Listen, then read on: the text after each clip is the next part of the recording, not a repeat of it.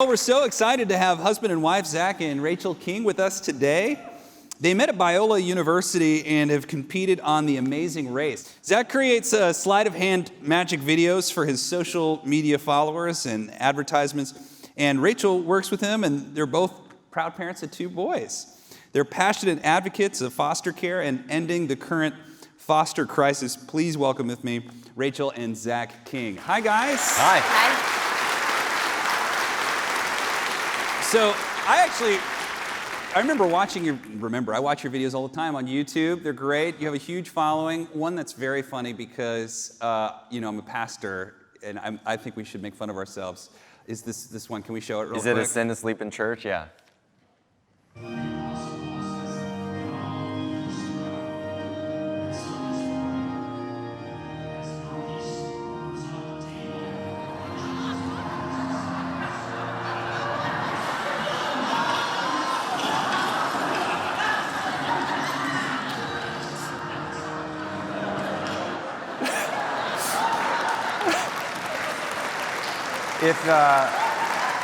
You look really uncomfortable. If anyone, it's on you. You're gonna get emails tomorrow from some people.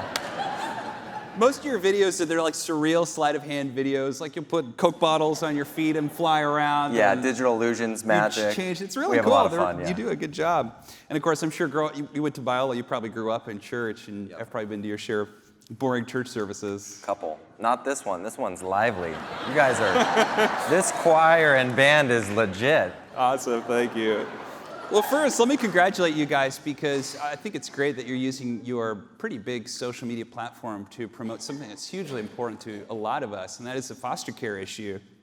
And you actually just completed your first adoption of your foster kid, right? Yes. Yeah, we finalized our adoption in April of Mason, who's 2. So we've had him since he was 7 weeks, and we just finalized that adoption. Great.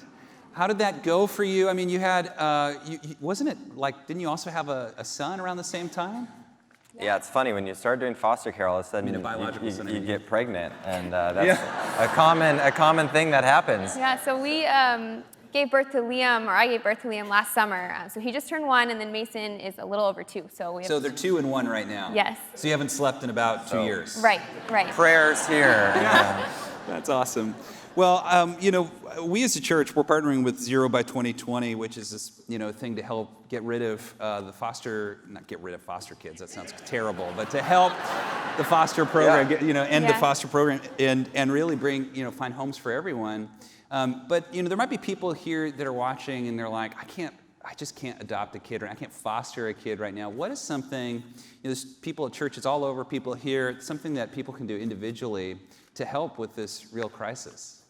I think the first thing that's really practical is your church probably has foster families here already planted in this church, and it's coming around them and seeing the needs that they have just as a family. It's a hard system. You have to work with the government, and there's a lot of requirements, and it just takes a lot of time that, already raising a biological kid is tough, but adding the whole government stuff with it, it makes it extremely difficult and time consuming. But we found that when we invite people into our lives and just say, hey, can you watch our kids for us? And they hear about the foster system that way, and it's a great way to kind of break down the wall of like mystery of what is the foster system. It sounds complicated or scary or daunting or impossible, and people think, oh, you're saints for doing it, but it's not too crazy. And so we invite people into our lives, and that way they get to naturally kind of see if it's a good integration for their family. Totally, yeah. I mean, being a foster parent, you have added responsibilities, you have paperwork, you have social worker meetings, sometimes weekly for a season, and so you have more responsibility. So like Zach was saying, just supporting those foster families and adoptive families is huge so that they can keep going through this journey. It's such a good word, really, because so often we think the only way I can make a difference in the foster care program is to be a foster parent. But the truth is, there are a lot of, I think it's something like if every church in America had just one foster family, that would solve the foster care problem. So if you have a family in your church that's fostering, babysitting for them is a great way to help them keep their spirits alive, help their marriage thrive. Those are big challenges that we have to face. What about people that are thinking of fostering, and they say something like, I'm just going to get too attached, and I'm going to bond with this kid, and then they're going to go back into the system. I'll have to what do you say to people like that? We probably get that comment the most Yeah. out of any other comment, and we would say you're the exact person to foster because you have to get attached, you have to be willing to take on that pain so the child can learn a healthy attachment. And we always say, we know God will give us the tools to heal. So we take that on so that the child can have a safe home for either a season or for life. That's awesome that that's the question you get the most. I would think it would be, I can't just get a kid, but people are saying, I wouldn't be able to keep the kid. That's interesting. But it's a great response, is that they're the perfect person to do it. That's kind of what I tell people about prayer. Like, you should pray with people, and if praying with people sounds awkward, then you're the right person to pray with them, because you're going to understand, like, the social awkwardness. Like, you're going to be appropriate in your prayer, Yeah. And I think that's probably true for a lot of things that we feel scared about doing for God, especially when it comes to caring for foster kids. Well, that's awesome. We're so proud of you guys. And so what do you say to people right now who are fostering, or others who are feeling discouraged in that process? Do you have a word of encouragement for someone like that? It's putting good people in your life to help support you in it is so crucial. And we found her parents are local. We've got friends in the foster system as well that work with us, having a great agency. So just trying to pad your life with people who can help encourage you. And maybe you do.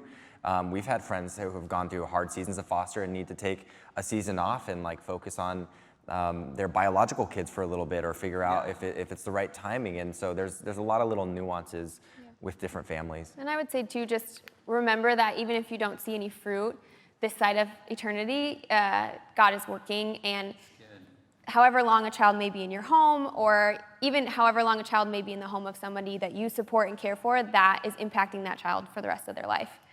You get to pray for them. Even if they do go home, you get to pray for them for the rest of their life and your life. So that's huge. And I think we have a lot of viewers too who are seeking. They may not have become Christians yet, or they're thinking about it. They don't have a church, but that's another great reason to get involved with the church. Is if you're thinking about fostering, a lot of churches are going to be there for you to help you, take care of this kid. They're going to be there for you to help you through the process, and they can help you pad, as you said, your little village in that way. So. Totally. Well, this is awesome. Zach and Rachel King, thank you so much for all you're doing. We're going to try and do our part to make a small dent in a big problem, and you guys are making a big impact, and we're thankful for you. Thank God bless you. you. Thank you.